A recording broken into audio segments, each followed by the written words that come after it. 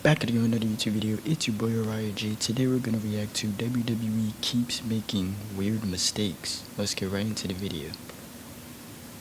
To us wrestling nerds, it seems like WWE is a complete mess right now. Paul wants this, Dwayne wants that, with Tequila Lincoln Bio on the beach. Hey, let's do this. The final boss's work is done. Ooh, Hollywood producer, 5 more movies in the jungle for next 4 years? Let me think about that, jabroni.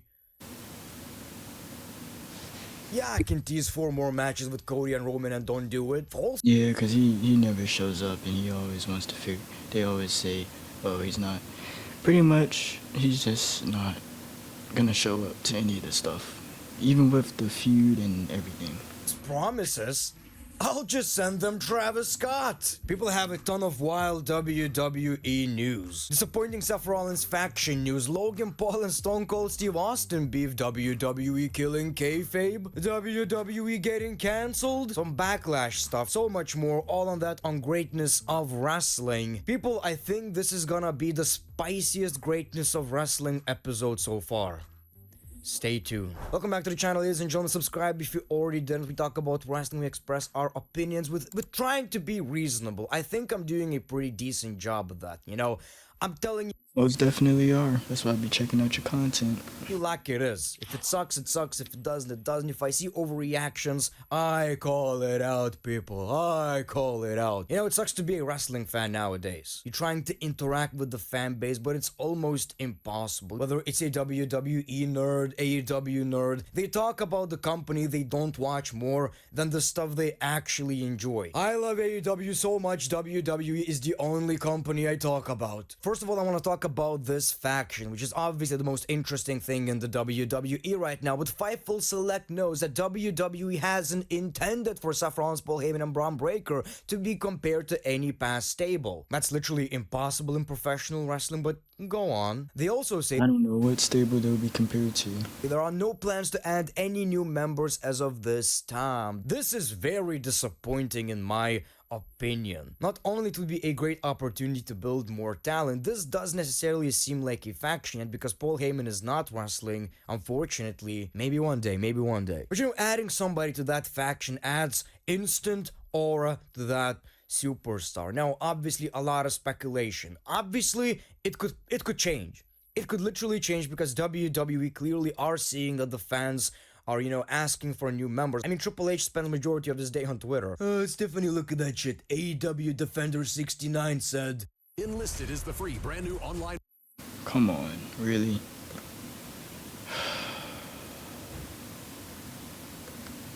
Main event sucked. I keep telling you, it should be Austin Theory. Let me give you that explanation, people. Let me give you that explanation. Why are you judging? Austin Theory and Seth Rollins already have a lot of history. Gotta hear. Wait, Austin Theory joining? I don't know.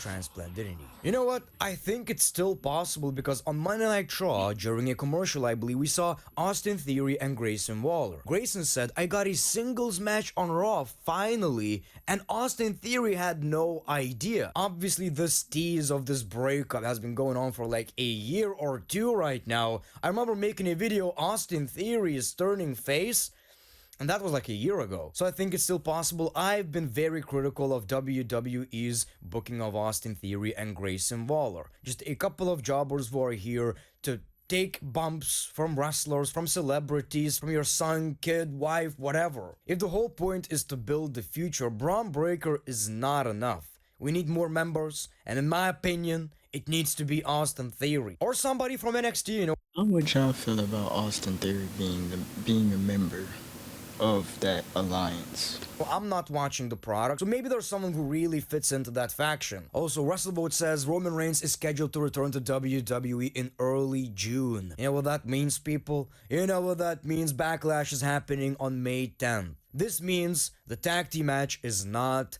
happening, unfortunately, and a lot of people already have so many problems with this card. We'll talk about that, but people, I've heard That would be a nice match right there. Just look at that. Braun Breaker Seth versus CM Punk Roman.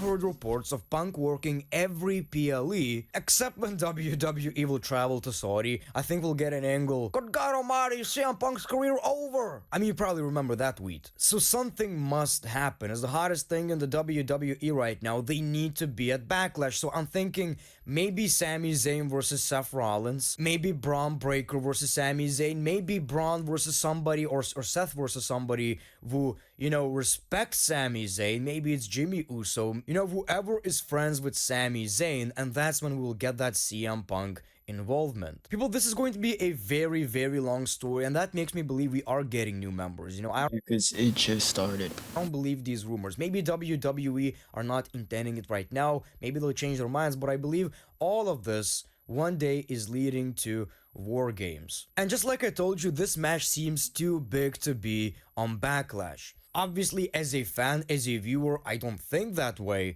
but I'm thinking like WWE, they probably want to save it for a big premium live event. Let's talk about Logan Paul and Stone Cold Steve Austin. This is so stupid, and that's why we're talking about it. Logan Paul offered Stone Cold Steve Austin to be a prime bottle at WrestleMania for $1 million. First of all, the balls. The balls on that dude to act things on the planet. Stone Cold, that's like going up to the Undertaker and being like, yo dude, wanna be a prime bottle at WrestleMania during my entrance? Yeah, I mean, I saw the Prime Bottle there, because, you usually see it at every WrestleMania, but, nothing happened, I guess. I think there was an interference in that match between AJ Styles and Logan Paul. Correct me if I'm wrong. You can tell Logan Paul didn't watch WWE that much, he doesn't understand these characters. I do see a funny moment. It could have worked, which is crazy. It's stupid, but I do see a spot where Stone Cold Steve Austin is coming out as a prime bottle. We don't even know it's Stone Cold Steve Austin. And then after Logan Paul wins the match, he removes the mask. Stunner.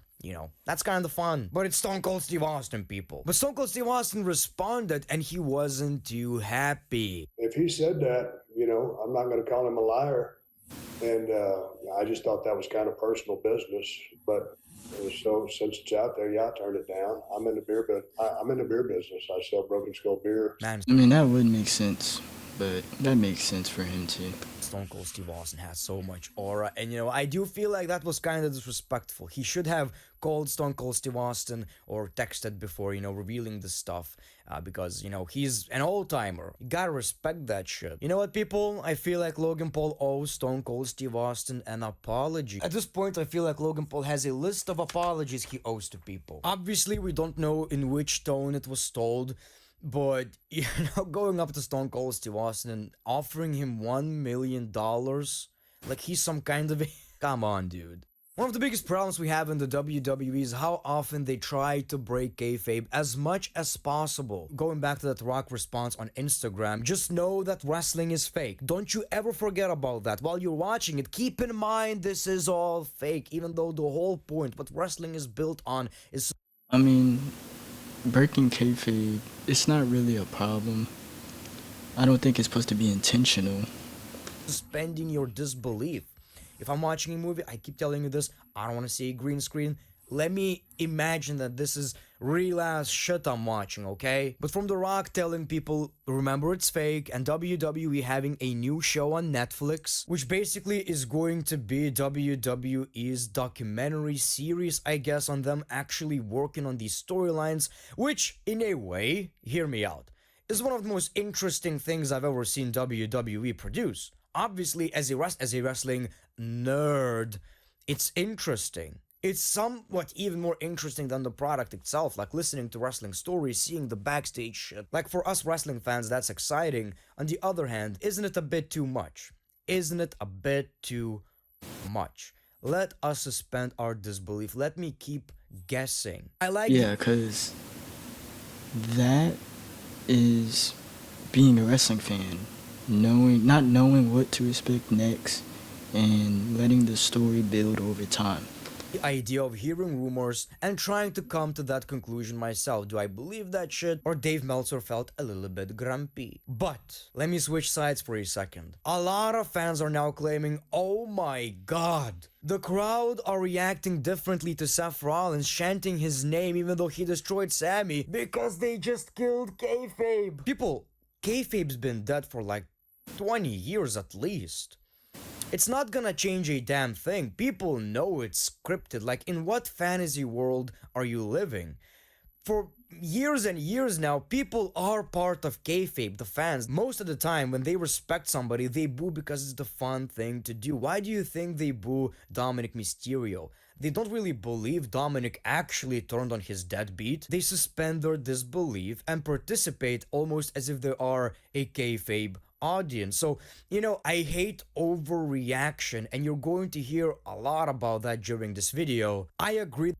It's a script. You just gotta enjoy the product. That WWE are doing it way too much, and it's almost like calling us stupid in a way. But this idea that kayfabe was so alive before Triple H and The Rock is so stupid. You probably heard about Roast of WrestleMania and how many fans are trying to, I guess, cancel WWE or whatever. I'ma get in some hot water today. Look, me, you, most people, we have the same values. We support the same stuff. We're trying to be good people. This is my pet peeve, people. I hate when you're trying to cancel shit over jokes, offensive or not. While there are definitely exceptions, this is called a Roast of WrestleMania, a private event that wasn't televised, wasn't on, Peeing Cox or Netflix or any other platform, just a private event of WWE telling offensive jokes. Were they funny? Probably not. We have the same stuff in Lithuania, and people producing these shows are some of the nicest human beings on the planet. Think of it this way. You're not actually being, phobe or ist or whatever. You're just trying to say the most absurd thing possible. Obviously, you can counter that point by saying, well, you shouldn't spread these kind of messages to the world. And that's what I'm trying to tell you. They didn't. It was a private event. You're not actually supposed to hear the stuff that was said. I don't know, man. Maybe it's my toxic trait. I just feel like it's such a loser behavior to find the leaked audio and make 59 tweets of what was said and why it's offensive. Maybe I have a different point of view because I'm a comedy guy. I think Theo One is a good example. He says the most absurd, dumbass shit, but he's I don't think I know what he's talking about right now, but it's fine because it's part of the video. joking. He doesn't actually feel that way. I'll say this though. I didn't see a lot of it. I only seen a couple of clips. They did say something offensive about Jinder Mahal, and I think that's unfair because he wasn't there to clap back. That's the biggest problem I have. Let's talk about Backlash. The general opinion is the worst WWE card in years. Is Jey Uso versus Logan Paul really that? He said one of the worst Backlash match cards in years. Interesting? Not necessarily. I don't mind it though. They don't really have a lot of time to build these papers. The biggest problem is that, this pay-per-view is happening way too soon. This is a dick move to say, but in a way I'm interested in this match because I want to see how bad can it actually get. I kinda get why this match is happening though. The biggest babyface versus the biggest heel. What really sucks right now on Raw is that not a lot of people actually care about the World Heavyweight Championship. But I feel like we need to be a little bit more patient. I feel like Seth Rollins will eventually win that. Well, yeah, because, the undisputed title is mostly the focus. But who knows if Seth takes that title, is what I'm seeing right here. Maybe he can make the World Heavyweight Champion praised as I don't even know if I'm saying the right word, but he'll make it more memorable again. Yeah. World Heavyweight Championship, he'll probably take it from Jay, and then we'll get these major storylines. It's like I can't even pronounce the word correctly. Memorable? There we go. My concern is that Jey Uso's championship title reign is going to be really underwhelming. See, me by this point, I get people are excited, but the eating shit, it's so basic. I'm not saying he needs to stop doing that or change the gimmick, but the idea that I'm going to make an entrance, the music stops, then I'll climb the top rope, the music continues, and I'm still eating, I feel like this is beyond cheap pop. I think it's an overreaction, but I get it. We don't really like Logan. I understand. I don't agree with criticism on Pat McAfee versus Gunter. I feel like this shit's exciting. You know, cancel me. I feel like Well, people gonna like it, people not gonna like it. We just gotta see how it plays out. it's exciting. I think a lot of people are seeing it in a very simplistic way. Gunter is one of the greatest professional wrestlers right now. Pat McAfee is a celebrity. This sucks. Oh my god, this is so unfair for Gunter. I'm seeing Pat McAfee standing up for Michael Cole. Gunter is a menace. He moved from attacking wrestlers to even commentators. He's suspended. And the beast is going to be unleashed on Backlash. The idea of Gunter making his return after being suspended because of this douche and beating the living crap out of him with no remorse, that's how I see this match, building Yeah, I still think Gunter's gonna win this match. Gunter as this monster. Let's say WWE booked Gunter versus another great wrestler instead. Finn Balor. Is the match gonna be better? Absolutely, but it's very usual, and this is something you don't really expect. It's hard for me to explain, but I do see. Alright, that was WWE keeps making weird mistakes. Tell me what you guys want to see next in the comments down below. I got more videos coming. Stay tuned, subscribe, like, comment, and yeah, Uriah out.